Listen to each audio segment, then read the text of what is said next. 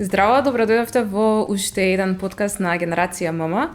До сега во претходните подкасти зборувавме повеќе за менталното здравје и каква улога има тоа за нас и нашиот живот. Меѓутоа, често пати слушаме исто така и дека физичката активност придонесува не само кон физичкото здравје, меѓутоа и кон менталното здравје. Денеска, на моја особена чест, имаме можност да зборуваме со Елена Бубало, фитнес тренер, основач на Фитнес Фабрика. Мајка, Елена, добре ни дојде во канцелариите на Младите можат. Добро ве најдов и ви благодарам на поканата. Кажете ми, колку младите денеска се физички активни?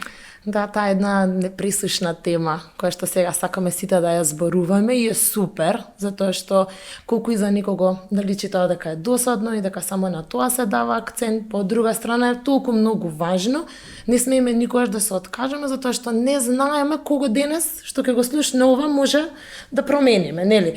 Често е понекогаш самата себе си велам леле, само тоа зборуваме, само физички да се вежба, па на крајот од денот тоа ми е мене и на моите колеги работа, па зошто и да не го зборуваме колку е важна физичката активност. Нормално дека е премногу важна. Посебно сега и даваме акцент од причина што се нели сами знаеме како сме растеле. Ние колку е намалена истата заради стилот, начинот на живот на родителите што се сега, а школството ни е сменето, технологијата си го прави своето, телефоните, компјутерите, се помалку зелен простор околу зградите, нели тоа каде живееме, барем ние тука што сме во Скопје, и сето тоа придонесува да ние целокупно гледаме намалена физичка активност, а од сето тоа да бараме начини како истата да ја зголемиме, на кој начин тоа да го кажеме, кога збориме, нели, во помладите генерации кај децата, како родители можеме многу да смениме,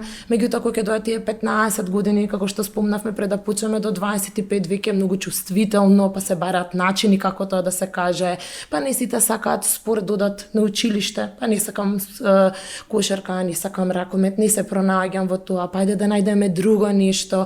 Тука е многу педагози, психолози, детски треба да ни помогнат. Не сум само јас таа, нели како тренер стручна што ќе го кажам, него тука сега сме треба како цел тим да учествуваме во сето тоа како да ги натераме да бидат физички активни. Важно ни е за целокупното здравје, избегав од темата зашто е важно. Целокупното здравје, ментално, физичко, меѓутоа благосостојбата на телото, за да ние правилно ги извршуваме нашите функции во текот на денот, понекогаш не сме свесни дека не спиеме добро, затоа што не сме биле во текот на денот доволно физички активни, не сме биле надвор. Немаме апетит или обратно. Јадеме премногу неконтролирано заради тоа што седиме многу, нормално, нели, од досада кога јадеме, се тоа повторно поврзано со физичка активност. Намалената физичка активност ги намалува и лачењето на оние убави хормони во нас, па се чувствува тука оној стрес, а кортизолот знае да биде на повисоко ниво, па сето тоа повторно да не тера на повеќе храна и тука се случува еден комплетен дисбаланс и ние не знаеме каде да го насочиме и каде е проблемот, а знае да биде само од што ни недостасува еден час некаква физичка активност. Никој не бара од вас да бидете професионални спортисти, дека треба да сме добриот тенисер, дека тоа треба да е нешто скапо. Финансискиот аспект, мислам, ние го имаме водно, имаме планини, ридови, го имаме кеј, точно, пешачење, има многу начини како економично да направиме било која физичка активност. Така.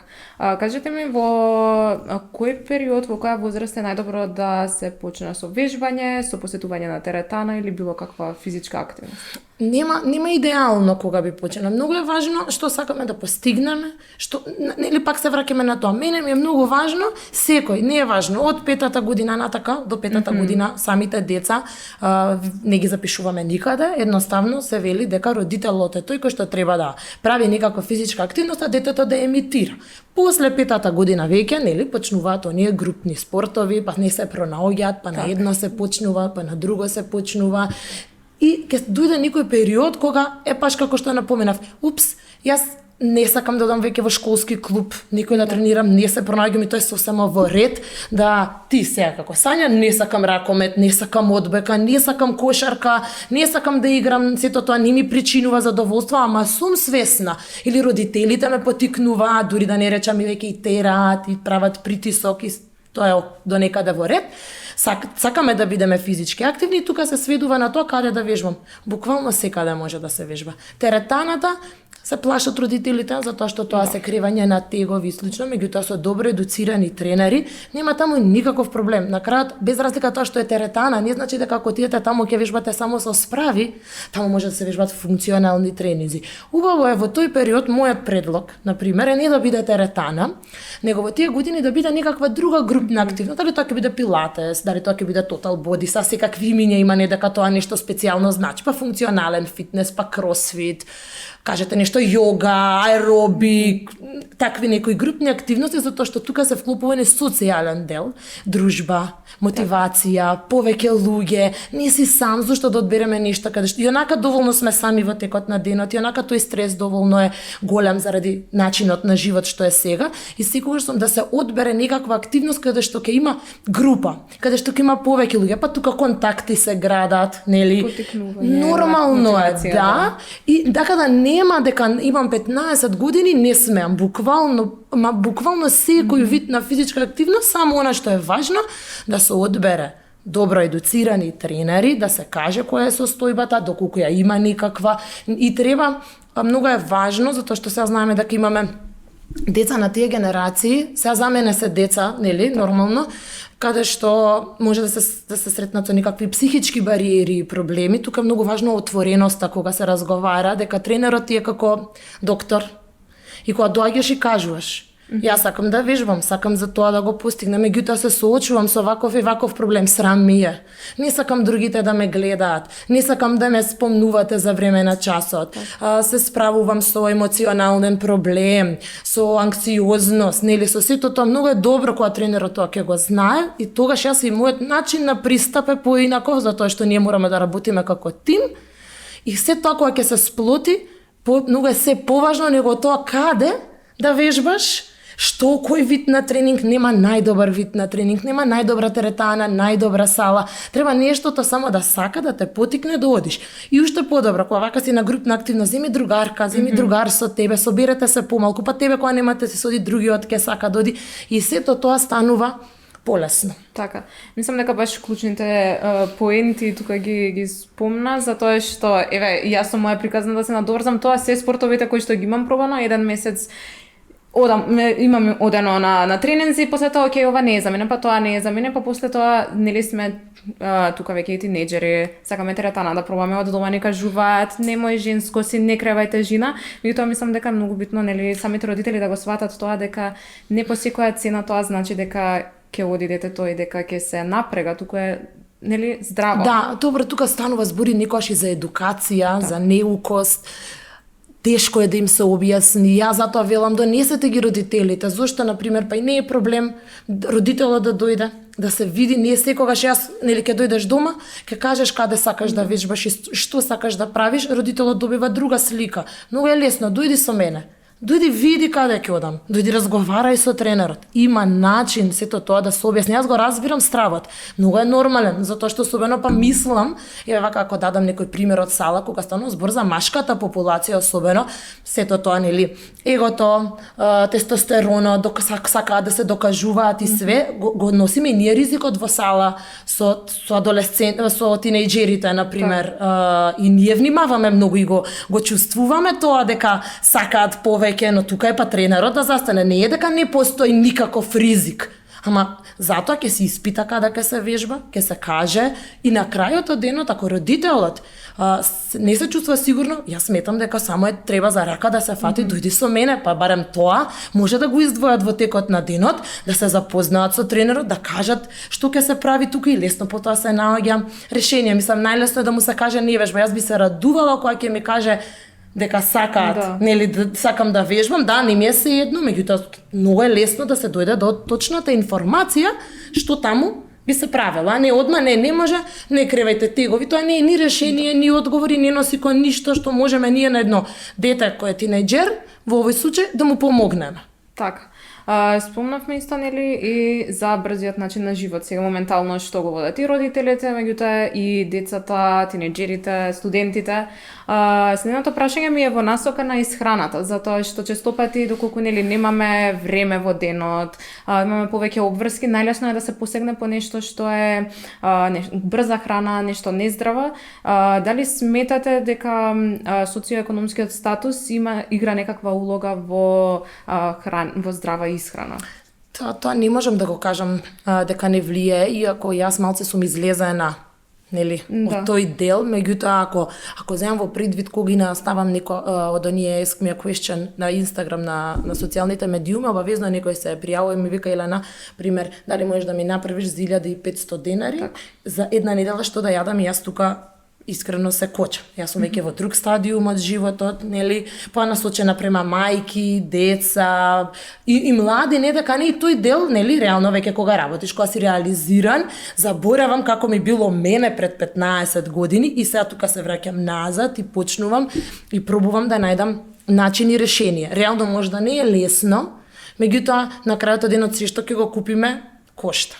Така. Нели? Еве еден пример да кажам дека сега како после короната сериозно рипна храната на прехранбените производи, не е за фрканција и мене сето тоа ми е јасно, меѓутоа многу е важно ние зашто ќе си ставиме приоритети за нашите финанси, нели? Дали тоа што ќе го внесеме во нашиот организам ќе ни биде гориво за правилно да функционира телото, дали тоа што ќе го носиме надвор, дали тоа што ќе трошиме пари во кафич, во ресторан, нели, не навлегуваме во ничи буџет, меѓутоа секогаш ги приоритизираме работите. Да речеме дека мене и ден денеска храната ми е приоритет. Па после ми е битно какви фармерки ќе облечам, каква ташна ќе носам, нели, какви шминки ќе ставам на мене, си ги приоритизирам работите. Тоа е едната работа. Другата работа е дека ако ставиме сега, јас немам ништо против бурек, да не се сватиме погрешно, ниту против геврече или слично, меѓутоа ета знаеме дека сакаме да имаме еден утрински избалансиран оброк и дека не секогаш секој ден пекарата е првиот избор во кој што јас би јадела. Еден ден, 2 дена, меѓутоа сакаме разновидно, сакаме сезонско, сакаме овошје, па сакаме извор на некаков протеин и слично. Да не е тоа веќе 20 денари. И тоа е веќе до 100 денари, еве. Така, стигнато е таму. И за истите пари, за 100 денари, можам да направам некое парче овошје, кое што ќе ми даде витамини, минерали, влакна, што е сезонско. Ќе земам јатки една рака, 10, оревчиња, бадемчиња, кои што ќе ми дадат извор на масти и слично. И на крајот, не знам, нешто што е за носење, еден грчки јогурт, така од 4, сега зборам све пластично, не би сакала ништо да ме се црно и бело да се гледат работите, и таа стигам до нешто што е 100 денари. Да, постои начин. Проблемот е тука што нас не треба правилен извор на информација, кој ќе ни помогне во сето тоа, дали родителите, дали образовниот систем, дали ние како тренери, дали матичните педиатри, доктори, што и да се ние сме еден цел циклус, круг, ланец поврзани, кои што сме одговорни за едукација на тој дел и ние треба да го дадеме ова како јас сега што го кажав, пак да кажам не е геврекот лоша храна, така се разбираме, него да ставиме на вага, да измериме, еве, еден неизбалансиран, слабо нутритивен оброк со еден, а двата да чинат 150 денари, 100 денари. Значи, тоа треба да го направиме, за да можеме да помогнеме. Влијае точно економскиот статус, моментално кој што го живееме, ма од друга страна влијае едукацијата, желбата, поддршката од нашите родители. Еве да се ставам јас на вашите години, така, поддршка треба. Не е за нешто ако се каже, ајде сега јас тебе те ранев порано на лепи паштета, сега ќе ми кажуваш, нели, дека сето тоа не е добро. Не постигнуваме ништо со тоа. Убаво е да ги слушаме децата, да ни кажат, па можда ние не се научивме дека како повозрасни можеме и од таа генерација да научиме нешто, зошто се да викаме ние тоа ние било поминало, сега живееме сега и зошто да не извлечеме нешто, па да ги слушаме, па тука образовниот систем кој што ќе ни помогне повеќе ќе зборува за сето тоа, треба желба тука на професорите и на наставниците. Тука се докторите, матичните, каде што на секој паднат имунитет, разболување и слично, нели, кога се оди на прегледи и слично превентива, треба да се зборува на таа тема.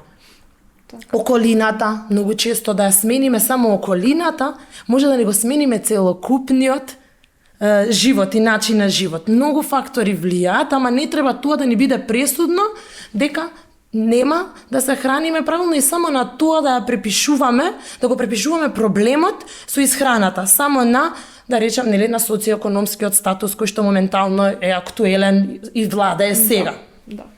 Да, мислам дека тоа кај младите малку е проблем затоа што има недостиг на едукација, односно има премногу информации на социјалните медиуми. И американски, и странски, да речеме на TikTok една информација ќе најдат, па според тоа ќе мислат дека треба да се хранат. Мислам дека се согласувам со вас, тука едукација малку фали и ние сами да се знаеме како индивидуа што на мене ми треба на телото, што ми одговара, што не секогаш на еден што му одговара и на другиот. Меѓутоа мислам дека треба и ние како млади малку повеќе на тоа да обрнеме внимание, затоа што нели на крај за нас е тоа, за нашето здравје влијае позитивно. Да, не смееме како што ги спомна социјалните мрежи са нели, секакви видеа има и се овесот не е добар. И сега тука се објаснува. Треба малку и сами да проценуваме што е добро и што е лошо. Не сечи, еве јас како тренер, ако кажам дека вака јадам и вака изгледам, дека тоа ако го јадеш и ти, така ќе изгледаш. Прво мене ми е работа така да изгледам. Мора тоа некогаш убаво да се свати. Јас сум многу против кога еден нутриционист или тренер кој што се занимава со сето тоа, се фали со својот изглед. Убаво е да мотивираме, ама да се фалиме. Сега фалење, не знам како да го опишам тоа, меѓутоа на крајот од денот мене тоа ми е работа, па срамота е да не изгледам така кога мене целиот ден на тоа ми е посветен, на тренинзи, на вежбање, па на исхрана, пушта ако готвам за да објавувам и слично. И сега имаш ти кој што работиш 8 сати во банка, па после тоа или си на факултет, еве сега нели да ја сменам границата годишна, си на факултет, цел ден треба нешто од дома да земеш, па после имаш курс, па си имаш и социјален живот, сакаш да излезеш, па не сме на исто.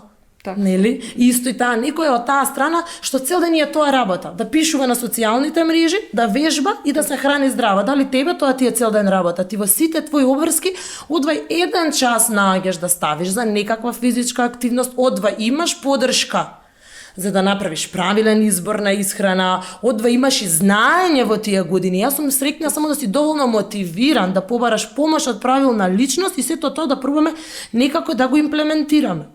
Нема авокадо, има замена, треба да знам што е.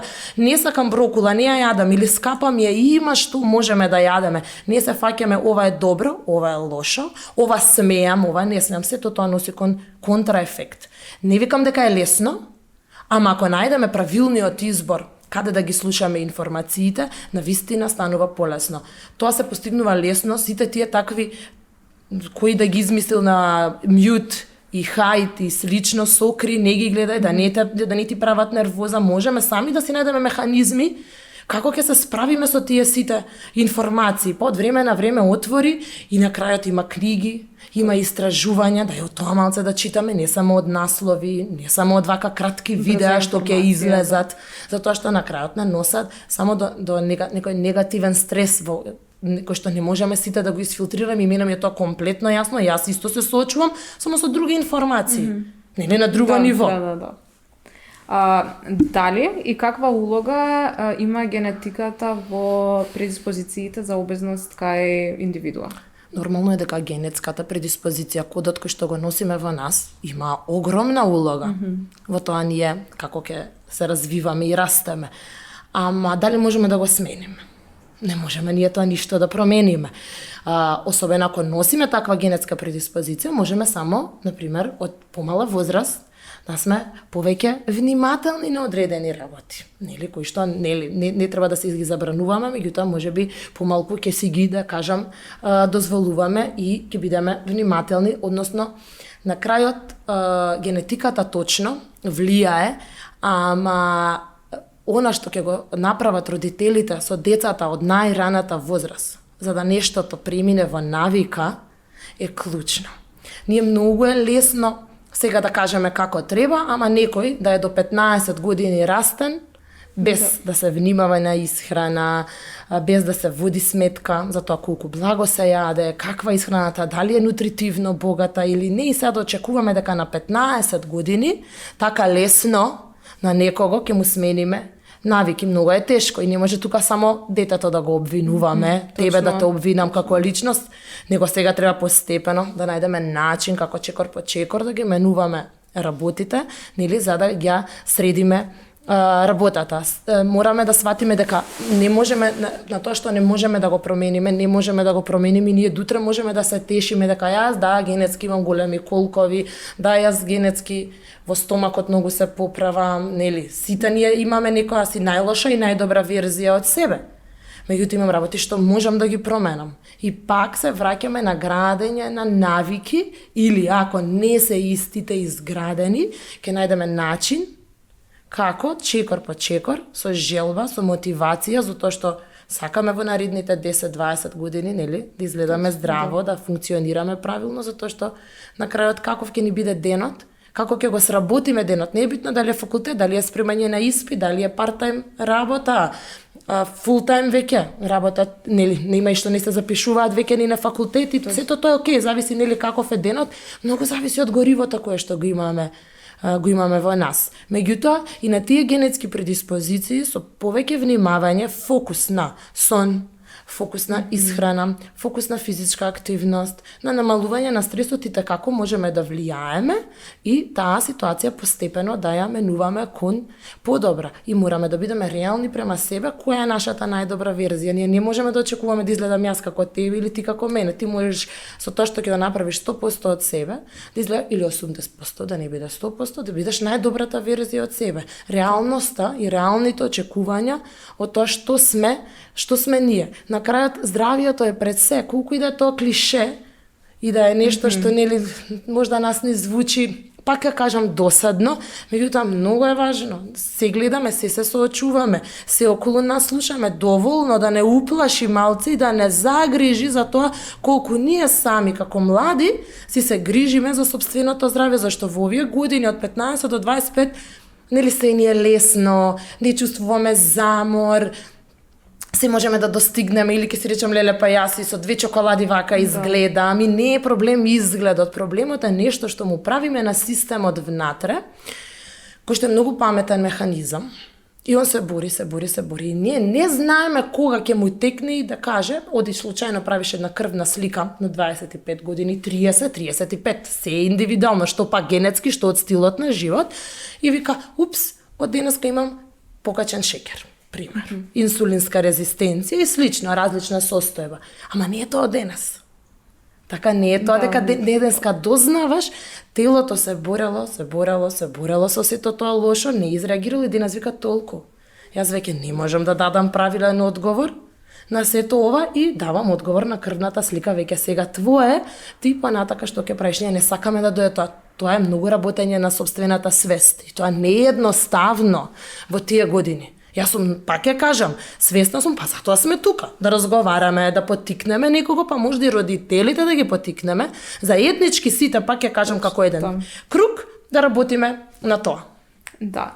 Какво влијание има прекомерната тежина на квалитетот на живот, поготово кај младите, нели, тинеџерите со текот на годините?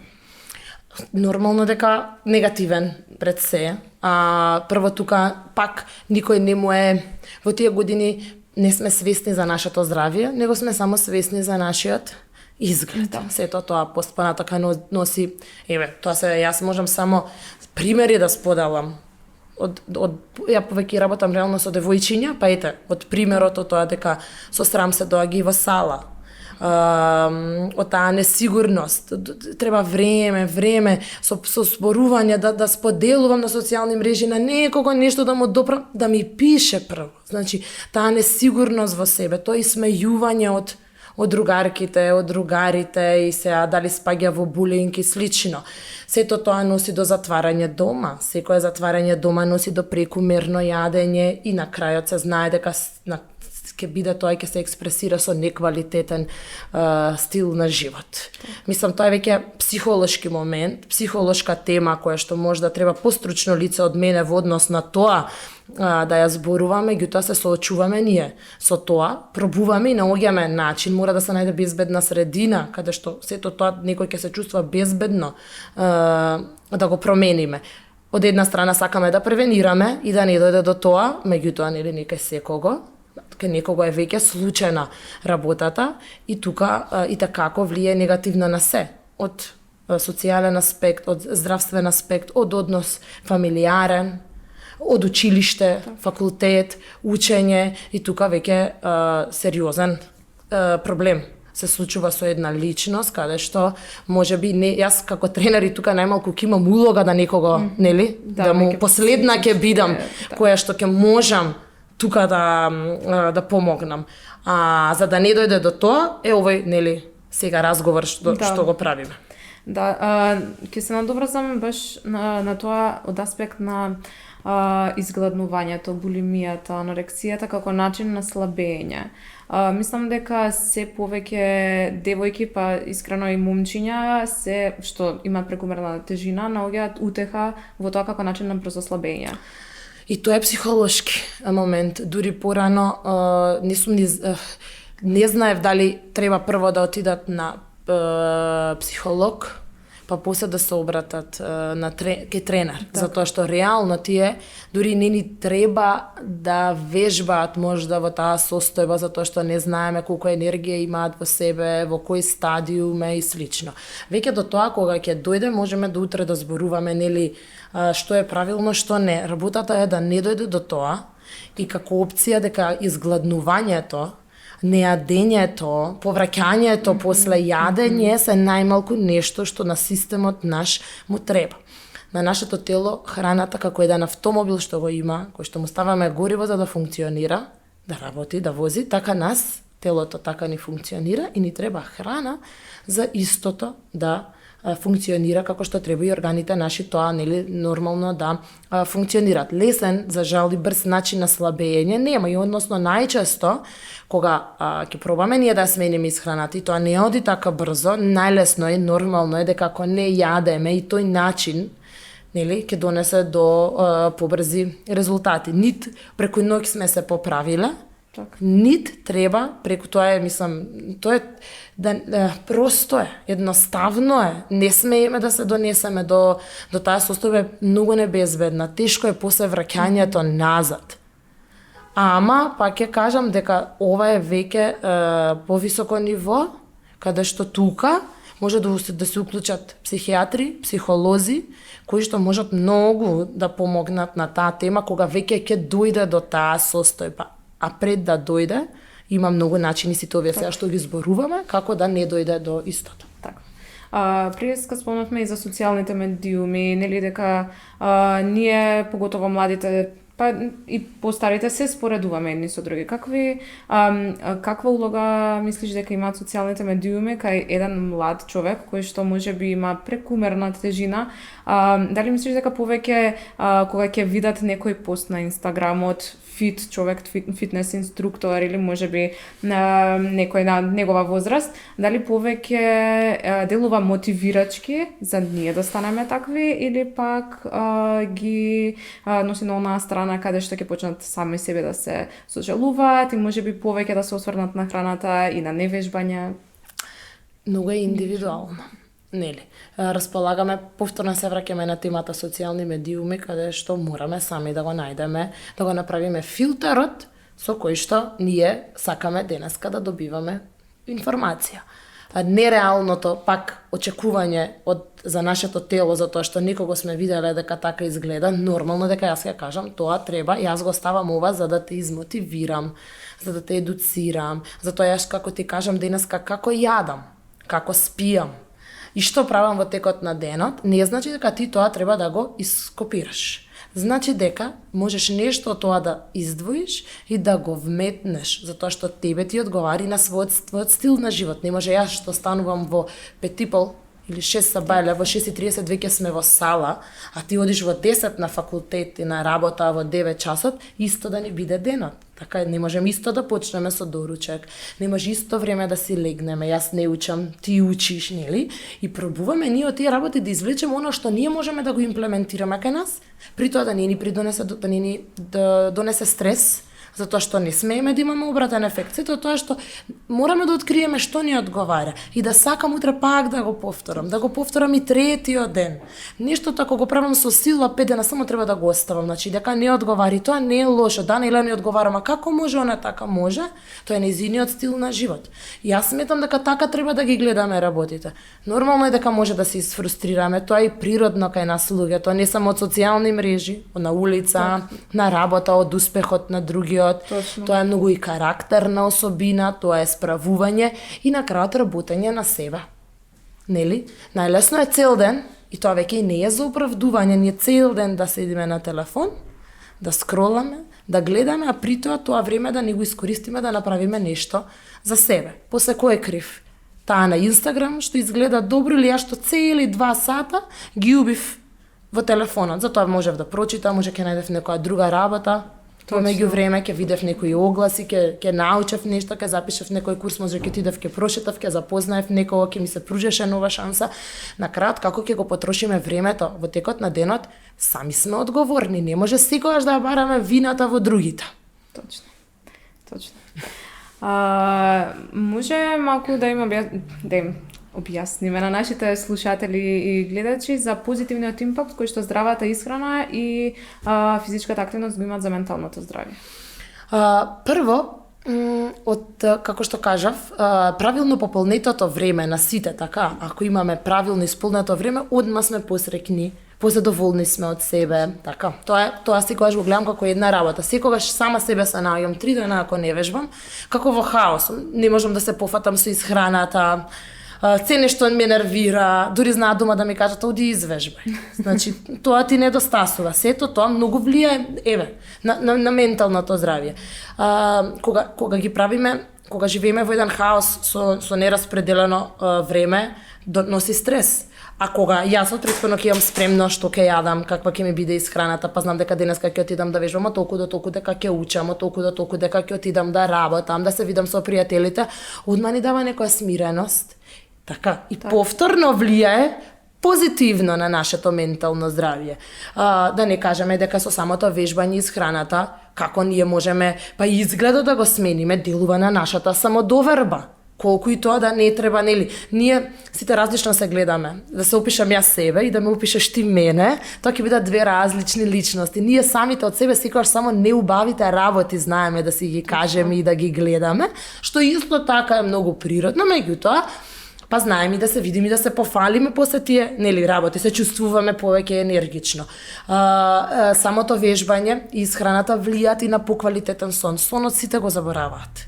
Дека колку знае да влијае на стрес и на ментално здравје, колку заради намалена физичка активност и лоша храна, јадење многу доцна, знае да предизвика да не може да заспиме. Ние телото го будиме целиот механизам да ја вари храната, се мисло да се спрема за сон, за спиење, кафе навечер, енергетски пијалок навечер, алкохол навечер, лоша храна, па и добра. 2-3 сати пред спиење празан треба да е желудникот, за да се смири телото, за да може истото да заспие. Колку ова влијае на сонот, а сонот влијае, значи тоа е еден верижен процес. И сето тоа на крајот влијае на стресот, пак и на нашето ментално здравје. Самото вежбање минува околината. Така, па се запознаваме нови луѓе кои што се позитивни, кои што на исто место заради иста причина сме тука. Тоа дополнително води до расположение и до позитивно за нашето како физичко, така и ментално здравје. Секогаш велам, 50% од работата е завршена само кога ќе почнете.